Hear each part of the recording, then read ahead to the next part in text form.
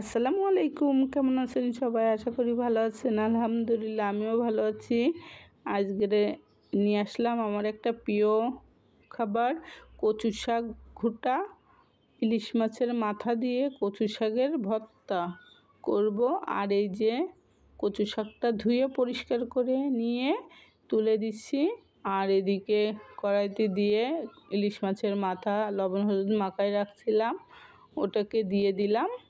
আর পেঁয়াজ আর রসুন আর ঝাল কেটে রাখছিলাম। রসুনটা একটু খুব কম দিয়ে দিছি, 2-3 কোয়া রসুন দিছি, বেশি দিইনি, কারণ ইলিশ মাছে রসুন না দিলেই ভালো হয়। তারপরে কচু শাক ঘুঁটা এই জন্য দিয়ে দিলাম। আর এই যে এখন চড়াই দিলাম জালটা দিয়ে, কিছু সময় পরে একটু উল্টায় দিতে হবে।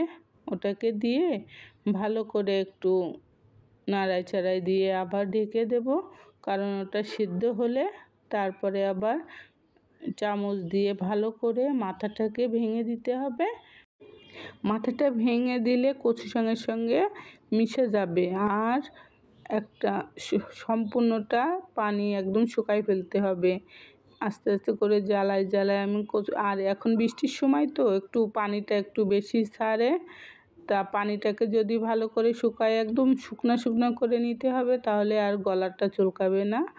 আর কালো কচুতে কখনো গলা চুলকায় না।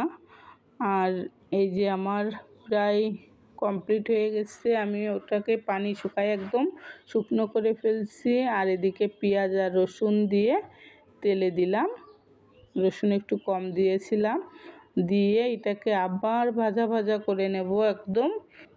আমার রান্নাটা প্রায় কমপ্লিট।